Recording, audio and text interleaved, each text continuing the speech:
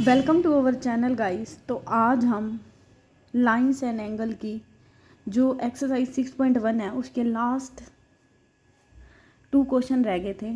Question number 5th and 6th को आज हम सोल्व करेंगे एंड देखेंगे कि इन क्वेश्चनों को हम कैसे जल्दी सोल्व कर सकते हैं। तो आइए स्टार्ट करते हैं वीडियो।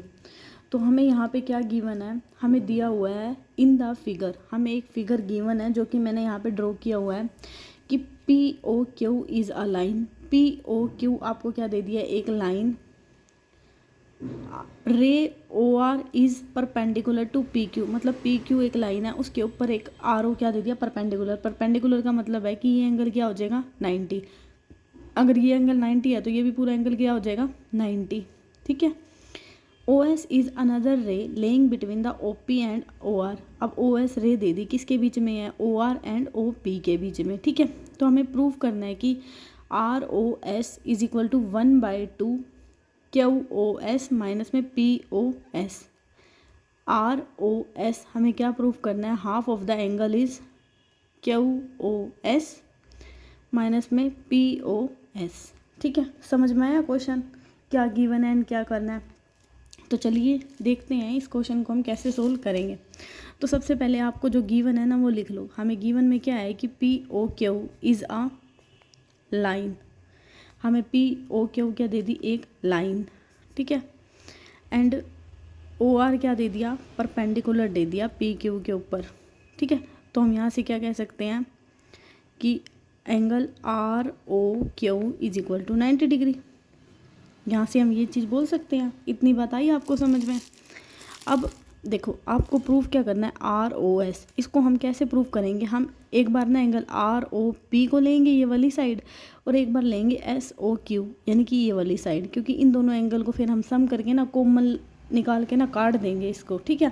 तो चलिए सबसे पहले हम ले लेते हैं angle R O P is equal to, किसके इक्वल हो जाएगा, इन दोनों का सम, आर ओ एस, एंगल आर ओ एस प्लस में एंगल एस ओ पी। इतनी बात आई समझ में। अब इसको मान लो इक्वेशन नंबर फर्स्ट। ठीक है। इसी तरह अब ले लो angle S O Q is equal to क्या हो जाएगा आपका, angle R O Q plus में एंगल आर ओ एस। इसको मान लो आप सेकेंड। इतनी बात आई समझ में। होप सो आपको अच्छी लग रही होगी क्लास। अगर अच्छी लग रही है ना क्लास तो भाई लाइक करके एंड चैनल को सब्सक्राइब करके जाना। ठीक है।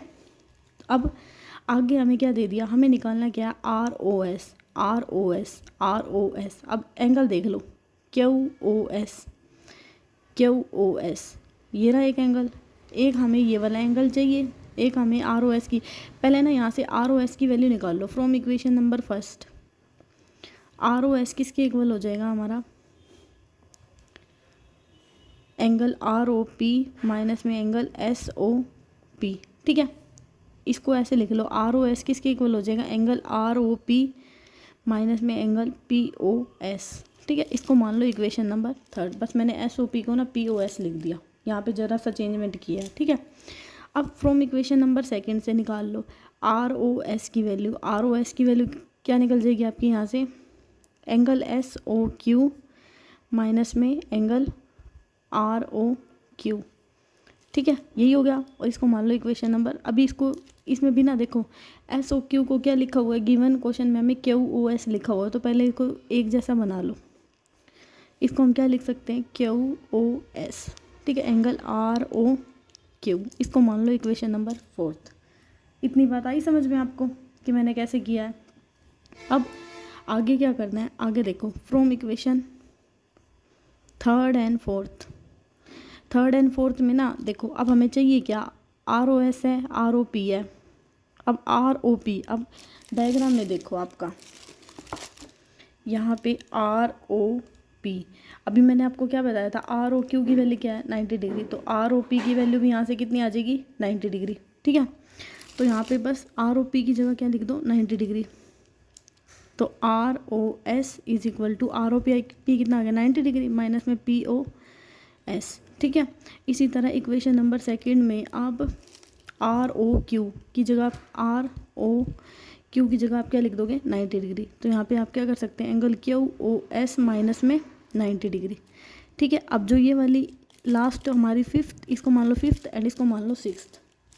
ठीक है, जो ये हमारी फिफ्थ एंड सिक्स्थ आई है ना, आप इसको क्या करो, दोनों को कर दो ऐड। तो एंगल यहाँ से ऐड करने के बाद क्या आ जाएगा, angle R O S is equal to, अब 90 से 90 गया, क्यू ओ एस माइनस में एंगल पी ओ एस। हमें यही तो प्रूफ करना था कि आर ओ एस किसके इक्वल हो गया, half of the angle Q O S minus में एंगल पी ओ एस।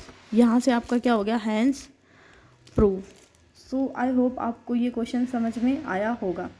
चलिए अब क्वेश्चन नंबर 6 देखते हैं।